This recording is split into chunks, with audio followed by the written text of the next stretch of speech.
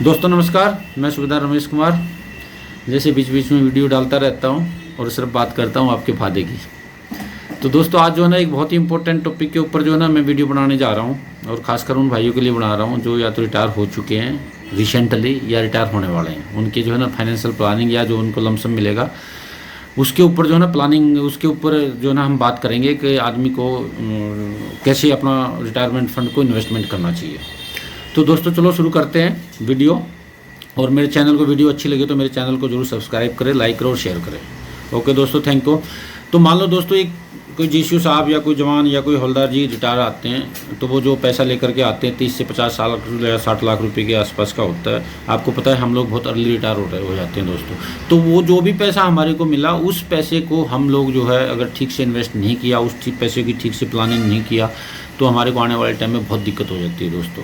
आज बहुत ही मैं देखता हूँ कि हमारे दोस्त लोगों में, हमारे भाई लोगों में अवेयरनेस की बहुत ही ज़्यादा कमी है। आज भी हम एफडी में और MIS में ही पड़े हुए हैं, जबकि पैसा म्यूचुअल फंड जैसे एसेट्स के अंदर, पेपर गोल्ड के अंदर बहुत अच्छे रिटर्न देता है, लेकिन हमें लैक ऑफ अवेयरनेस है।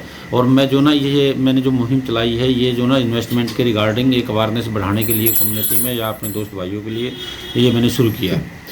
तो दोस्तों मान लो जो हम पैसा लेके आते हैं आप उसको 3 हिस्सों में बांट दीजिए। आपकी जो कमिटमेंट है, मान ले आपने 1 साल के अंदर आपके, क्योंकि हमारे खर्चे पूरे नहीं हो पाते रिटायरमेंट से पहले, हमारे बच्चों की एजुकेशन बच जाती है, उनकी शादी बच जाती है, तो इस तरह के जो कमिटमेंट है आप उनको 3 हिस्सों में बांट दीजिए। मान लो कैसे बांटेंगे, 1 साल के अंदर जो आपके खर्चे आ रहे हैं वो विदिन 1 ईयर वो हो गए शॉर्ट टर्म आपके कमिटमेंट। जो 1 साल से 3 साल के बीच में जो आपके फाइनेंशियल कमिटमेंट आ रहे हैं वो मीडियम टर्म कमिटमेंट। जो 5 साल और उससे ज़्यादा के टाइम में आ रहे हैं वो आपके लॉन्ग टर्म कमिटमेंट है। तो दोस्तों इसी तरह से आप अपने पैसे को भी 3 हिस्सों में बांट दीजिए। मान लो आप 60 लाख रुपए लेकर के आए तो कृपा करके आप जो है ना 20 लाख रुपये ही आप अपने शॉर्ट टर्म कमिटमेंट में रखिए। आप 20 लाख रुपये आप जो ना मीडियम टर्म कमिटमेंट में रखिए और 20 लाख रुपये आप जो ना लॉन्ग टर्म कमिटमेंट के लिए रखिए। दोस्तों बहुत ही एक मैं मतलब बहुत एक सुलझी हुई बात आपको बता रहा हूँ और इस पर अगर आप गौर करेंगे तो मेरे को नहीं लगता कि आने वाले टाइम में आपको जो ना किसी भी तरह की फाइनेंशियली दिक्कत होगी।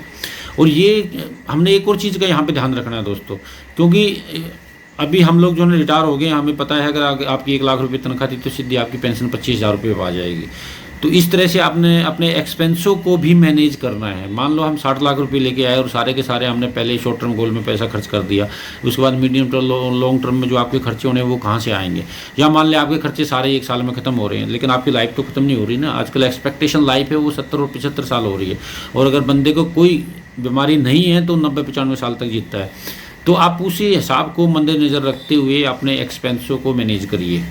मान लो शादी आ रही है बच्चे की, आपने एक बच्चे की शादी में लगा दिए 30 लाख रुपये, एक बच्चे की शादी और होनी है उसमें फिर 3 साल बाद करेंगे तो उसमें तो 40 से 50 लाख रुपये लगेंगे, क्योंकि महंगाई बढ़ती जा रही है ना। तो इस चीज़ का आपने ध्यान रखना है यहाँ पे। जो आपके एक्सपेंसेस हैं वो जो है ना आपको अंडर कंट्रोल में रखें, क्योंकि घर बनाने में, शादी करने में ये जो खर्चे होते हैं ये इनका मुँह मतलब बड़ा होता है। आप इनमें कितना भी खर्चा कर दो, शादी में आप 50 लाख रुपये लगा दो, लोग खा पी करके चले जाएंगे, 4 बोलेंगे अच्छा बना है, 4 बोलेंगे कुछ नहीं था यार, ऐसे ही बकवास था। तो इस तरह से आप जो ना जो लोग दिखावे में खर्चा न कर करके, और क्योंकि हमारे पास एक बहुत ही लिमिटेड पैसा होता है और ये हमारी लाइफ भर की अर्निंग होती है। जो हमने 30, 32, 34 साल, 28 साल जो आर्मी में दिए हैं 24 घंटे की नौकरी में, वो आपका पैसा है। और ये एक बार पैसा आपका इधर उधर हो गया तो फिर दोबारा इतना पैसा जुड़ना नहीं है। तो मैं जो आपको बताना चाह रहा हूँ ये बताना चाह रहा हूँ, अगर बच्चे की शादी आ रही है उसमें आप ध्यान से कम खर्चा करिए। आप मकान जो बना रहे हैं उसमें अभी आप उतना ही रिक्वायरमेंट रखिए जितना आपकी ज़रूरत है, क्योंकि लोग 3-3 मंजिल का, 4-4 मंजिल का मकान बना लेते हैं, पैसा पूरा का पूरा उसमें लगा देते हैं, उसके बाद पेंशन के भरोसे चलते रहते हैं। खर्चे आए तो फिर वो कहाँ से खर्चे होंगे ये बताओ ना। और जितने आप मंजिल बना रहे हो उतनी आपकी टेंशन भी बढ़ती जा रही है। इसका मैं बताता हूँ। मान लो आप 2 मंजिल पे किराए पे रखेंगे, किराया भी जो आपको मिलता है वो मुश्किल से 1 से 1.5% का किराया मिलता है आपके इन्वेस्टमेंट के ऊपर।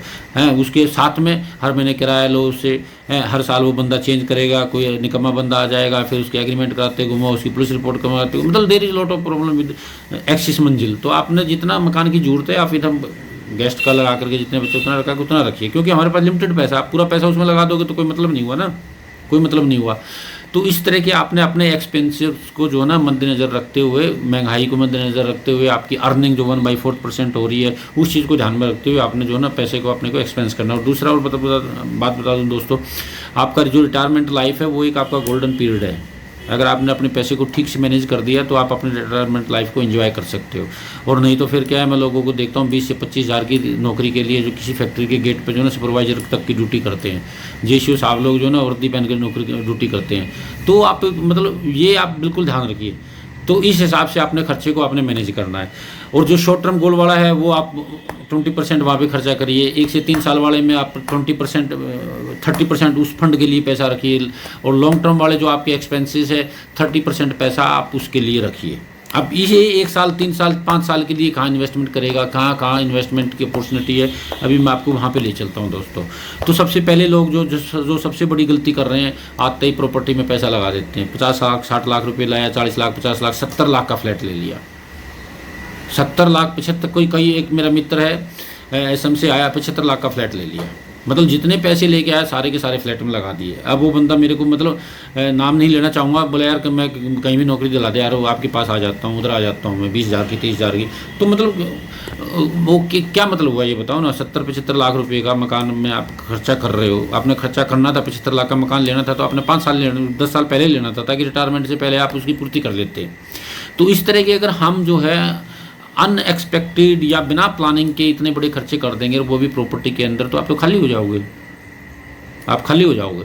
तो प्रॉपर्टी के दोस्तों टाइम गया प्रॉपर्टी का। आपने प्रॉपर्टी जो बना ली वो रिटायरमेंट से पहले बना ली। आप रिटायरमेंट के लमसम से आप प्रॉपर्टी ना ही बनाओगे तो अच्छा है, अगर आप अपने बुढ़ापे को अच्छे से रखना चाहते हो तो। क्योंकि बोलते हैं कैश ही किंग है। आपके पास कैश है तो आप किंग है।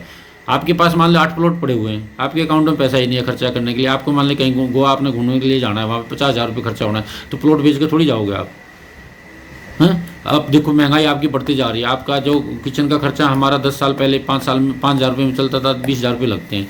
कोई भी फ्रूट ले लो आप, 100 रुपये 200 रुपये से कम, 100 रुपये से कम ही नहीं है। सब्जी ले लो कोई भी 50 रुपये से कम नहीं। तो आपके एक्सपेंसेस बढ़ते जाएंगे।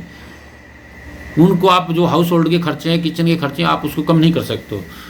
तो एक तो प्रॉपर्टी से आप, मैं प्रॉपर्टी के खिलाफ नहीं हूँ बिल्कुल भी, क्योंकि लेकिन प्रॉपर्टी में आप दूर रहेंगे। रिटायरमेंट पैसे को आप नहीं इन्वेस्ट करोगे तो आपके लिए बहुत अच्छा है। दूसरा दोस्तों गोल्ड है। गोल्ड का भी जो इन्वेस्टमेंट बहुत अच्छा इन्वेस्टमेंट है। पिछले 40 से 50 सालों तक गोल्ड भी 10, 12, 14% की रिटर्न देता है। लेकिन यहाँ भी हम लोग गलती कर देते हैं, हम ज्वेलरी खरीद लेते हैं जो हमारे को 20% महंगी पड़ती है, और जब हम उसको बेचने जाएंगे वो फिर 10% महंगी पड़ेगी। तो ज्वेलरी में इन्वेस्टमेंट करना सबसे बड़ी बेवकूफ़ी है। आपने पेपर गोल्ड में आप इन्वेस्ट करिए, पेपर म्यूचुअल फंड में आप इन्वेस्टमेंट करिए, तो वहाँ पर आपके 0.5% का आपका खर्चा है मात्र। और जब चाहो आप उसको कैश कर लो, थर्ड लिक्विड है आपका, है ना, रिस्क नहीं है।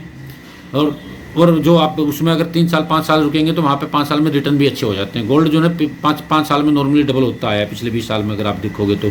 तीसरा दोस्तों MIS है। MIS में आप कौन सा पैसा लगाओगे? आप MIS में आप MIS आज 5.5 और 6% की रिटर्न दे रही है। फिर वो आपको बोल देते हैं इसका RD करवा लो, आपको इतना बढ़ जाएगा। तो ये भी मतलब कोई इन्वेस्टमेंट नहीं है, मैं आपको बता देता हूँ। आज के टाइम में 5.5 है। लेकिन अब मैं MIS के बिल्कुल खिलाफ नहीं हूँ। आप पैसा लगाइए MIS में, आप 5-7 लाख रुपये आप लगा दीजिए। लेकिन आप सब परिवार के जो है 7-7 लाख रुपए डाल दिया। बंदा आया 20 लाख लेके आया, 20 का 20 MIS में डाल दिया। तो पैसा तो वहाँ तो आपको 5% 5.5% मिल रहा है MIS में, और आपकी महंगाई 10% मिल रही है। जब आप 4 साल 5 साल बाद MIS को निकालने के लिए जाओगे तो आपका पैसा तो जहाँ पे था वहीं वहाँ उतना भी नहीं रहा इन टर्म्स ऑफ उसकी वैल्यू। तो MIS में आप पैसा डालिए, कम डालिए, आप वो डालिए जो आपको मतलब मीडियम टर्म में आपको 3 साल 3.5 साल में जरूरत पड़ने वाला है। तीसरा कॉर्पोरेट FD में आप इन्वेस्टमेंट कर सकते हो। कॉर्पोरेट FD होती है कि नॉर्मल आपको जो ना बैंक के रेट से 1-8% ज़्यादा दे देती है। वो भी आपने कॉर्पोरेट FD में छोटी कंपनी में नहीं जाना है, फ्रंट लाइन की कंपनियों में जाना है, बड़ी कंपनियों में जाना है। उनकी आप कॉर्पोरेट FD करा लो तो वो थोड़ा सा आपको रिटर्न ज़्यादा देगी। तीसरा होता है दोस्तों लिक्विड फंड।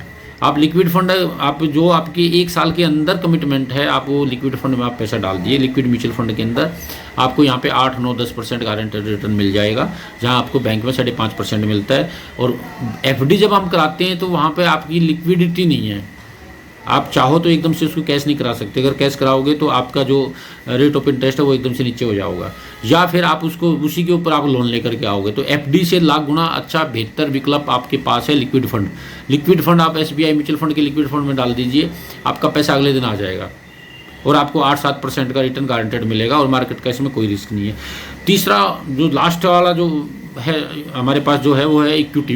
इक्विटी में आप दो तरह से इन्वेस्टमेंट कर सकते हो, एक आप डायरेक्ट शेयर खरीद सकते हो, दूसरा आप म्यूचुअल फंड के थ्रू जा सकते हो। डायरेक्ट शेयर खरीदने के लिए मैं सलाह नहीं लोगों को देता हूँ, क्योंकि डायरेक्ट शेयर जब हम खरीदते हैं तो एक बहुत बड़ा रिस्क होता है। हमें नहीं पता कौन सी कंपनी अच्छा करेगी, कौन सी खराब करेगी, क्योंकि आज का हीरो कल जीरो बनने में टाइम नहीं लगता। सत्तम का 700 रुपये का शेयर, दीवान हाउसिंग का 750 रुपये का शेयर 7 रुपये का हो गया 3 दिन के अंदर। तो इससे आप दूरी रहो तो बेहतर है, या जब तक दूर रहो जब तक आप इतना सक्षम नहीं बना लेते इक्विटी मार्केट के बारे में बहुत ज़्यादा कंपनियों के रिजल्ट देखना, कंपनियों की बैलेंस शीट को देखना, कंपनी क्वार्टरली रिजल्ट, कंपनियों के प्रोडक्ट का, कंपनी कितने मार्जिन पर काम करी। तो there is lot of thing which involve in direct equity investment. तो इससे दूर रहो तो बढ़िया है। तो सबसे बेहतरीन है जो आपके पास अच्छा जो आप रिटर्न ले सकते हो, अच्छा जो आप अपनी लाइफस्टाइल को आगे आने वाले टाइम में इसमें इन्वेस्टमेंट करके बेहतर बना सकते हो, वो है equity mutual fund. Equity mutual fund के दोस्तों रिटर्न पिछले 20 साल के देखो 20 से 22% के रिटर्न आए हैं, और 20 से 22% रिटर्न में कंपाउंड में आपका पैसा 3.5 से 4 साल में डबल हो जाता है। तो जो आपके मीडियम टर्म और लॉन्ग टर्म के जो गोल हैं, जो आपके मतलब कमिटमेंट है, आप उस पैसे को आप इक्विटी म्यूचुअल फंड में लगाइए। रिस्क ना के बराबर है लॉन्ग टर्म में, क्योंकि इक्विटी में जब हम पैसा लगाते हैं, इक्विटी म्यूचुअल फंड में पैसा लगाते हैं, तो एक साल के अंदर हम छोटा मोटा रिस्क मान सकते हो। रिस्क वो भी नहीं है कि आपके पैसे को कोई लेके भाग गया, रिस्क ये है कि मार्केट कुछ दिन साइड वे हो जाए तो आपका पैसा बढ़ेगा नहीं, आप निकाल लोगे तो हो सकता है आपको 2-4 हज़ार रुपये का लॉस हो जाए। तो मैं आपको ये बताना चाह रहा हूँ, आप मेरी मंशा समझिए, आप जो है इक्विटी म्यूचुअल फंड में वही पैसा लगाइए जो आपको मीडियम टर्म में कमिटमेंट में आपका पैसा लगने वाला है, या 5 साल के बाद या 5 साल में जरूरत पड़ने वाला है। क्योंकि आपका इक्विटी में पैसा लगाया हुआ, मैं आपको आश्वासन देता हूँ 3 से आने वाले 5 साल में यहाँ पे पैसा डबल है। इन्फ्लेशन को भी मार दे देता है ये, और ये डाटा बताते हैं आने वाले टाइम में जो ना आपका पैसा यहाँ पे बहुत ज़्यादा अगले 10 साल में पैसा बढ़ना है। तो आप कम से कम आप अपने रिटायरमेंट का, मैं आपको बोलूँगा 40 से 50% पैसा आप इक्विटी में डालिए। मैंने कई साहब लोगों का डाला है, 12.5 लाख रुपए के 20 लाख रुपए हो गए 1 साल के अंदर। और यहाँ पे अभी तो मैं बोलता हूँ पार्टी शुरू हुआ है, हमेशा आपको बोलता हूँ यहाँ से और भी बहुत ज़्यादा पैसा आने वाले टाइम में बढ़ने वाला है।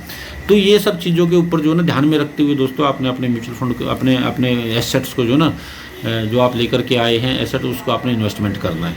अगर हमने पूरा पैसा आते ही प्रॉपर्टी में लगा दिया तो बस बंदा फंस गया। आपने पूरा पैसा इसमें डाल दिया, एफडी के अंदर डाल दिया, कोई मतलब नहीं है, आपका पैसा डाउन है। तो आप थोड़ी सी अपनी जानकारी बढ़ाइए इन्वेस्टमेंट के रिगार्डिंग है, मेरे को फ़ोन करिए, है मेरे से आप बात करिए, मैं आपको सलाह दूंगा। मेरा 20 साल का तजुर्बा है, क्योंकि 2003 में मैं जब आर्मी हेडक्वार्टर में पोस्टेड था, तभी से मैं जो ना इस मार्केट से जुड़ा हुआ हूँ। तब मैं प्रोफेशनली नहीं करता था, मैं अपना पैसा इन्वेस्टमेंट करता था।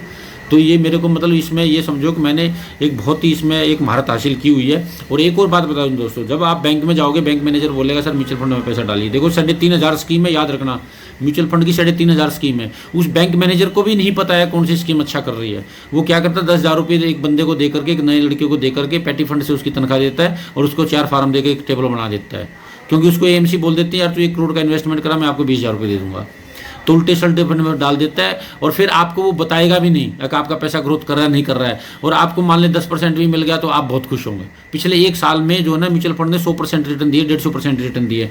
मेरा एक मित्र है यहाँ इंदौर में पास में, उसकी वाइफ ने पैसा डाला बैंक में जाकर के म्यूचुअल फंड में, खुश हो रही है। मैंने उसके पोर्टफोलियो का रिव्यू किया 10 दिन पहले, तो बॉन्ड फंड के अंदर पैसा डाल दिया, SBI कॉर्पोरेट बॉन्ड फंड के अंदर पैसा डाल दिया, जिसकी रिटर्न 3.8% है। अगर वो पैसा मेरे थ्रू इन्वेस्टमेंट होता तो आज वो पैसा जो उसने 10 लाख का हुआ, उसका 11 लाख, 11.5 लाख 1.5 साल में, वो 20 लाख को क्रॉस कर जाता। तो आप किसी प्रोफेशनल से ही पैसा डलवाइए, क्योंकि 3,500 स्कीम है मार्केट के अंदर म्यूचुअल फंड की, और कम से कम 20 से 22 AMC है, SBI म्यूचुअल फंड है, ICICI। तो इस तरह के मतलब इस तरह से आप चलेंगे तो आप, मैं बोलता हूँ आपका इन्वेस्टमेंट अच्छा रहेगा, और अपनी रिटायरमेंट लाइफ जो एक आपकी बहुत बेहतरीन होनी चाहिए, आप उसको एंजॉय कर सकते हो। और नहीं तो दोस्तों मैं देखता हूँ 20-25 हज़ार रुपये दुनिया काम करती है JCO से आकर के ना, और बहुत सारे JCO हमारे वैसे कैसे बेस वर्कशॉप में भर्ती होते हैं, वो भी आपको पता ही है वगैरह के। तो कम से कम आप अपना इन्वेस्टमेंट को जो है ना, आप रिटायरमेंट आने वाले हो तो आप 2,000-5,000 रुपये की SIP कर दीजिए, जिससे आपको पता लग जाए कि भाई किस तरह का ये काम करता है। तो इससे बेहतरीन और कोई भी विकल्प नहीं है। तो आपको मैंने जो बताया short term, medium term, long term, इस हिसाब से आप अपने 3 हिस्सों में पैसा बांट दे दीजिए, और आप उसी हिसाब से मीडियम टर्म और लॉन्ग टर्म वाले पैसे को you must invest in mutual fund, है ना। भगवान ना करे हमारे को कुछ हो जाता है तो म्यूचुअल फंड के, अभी मेरा एक बहुत बड़े इन्वेस्टर थे जनरल साहब, जो उनका पैसा मैं लगवाता था, वो जो ना ऐसी हैपनिंग हुई कि वो ख़त्म हो गए कोरोना में। अब उनकी मैडम के नाम से मैंने उनका पूरा पोर्टफोलियो करा दिया है। तो आपका नॉमिनी रहेगा, जो कुछ भी है। तो मतलब ये 100% सेफ इन्वेस्टमेंट है। वो टीवी में ऐड जरूर आती है, mutual fund invested to subject to market risk. तो वो रिस्क ये नहीं है कि आपके पैसे को भाग के लेकर के भाग गया, वो रिस्क ये है कि मार्केट कभी भी साल 6 महीने के लिए साइड वे मूवमेंट में आ सकती है। तो मैं आपके पैसे को म्यूचुअल फंड में उसी पैसे को लगवाने की सलाह दे रहा हूँ जो 3 से 5 साल में आपको जरूरत पड़ने वाला है। तो आप अच्छा इन्वेस्टमेंट करेंगे दोस्तों, आपका पैसा बढ़ेगा। आप खराब इन्वेस्टमेंट करेंगे, आप एफडी में अभी 100 साल पुराने वाले कंजर्वेटिव तरीके से आप इन्वेस्टमेंट करेंगे एफडी के अंदर, तो पैसा बढ़ेगा नहीं, वो घटेगा। ओके दोस्तों, thank you, bye, Ram Ram.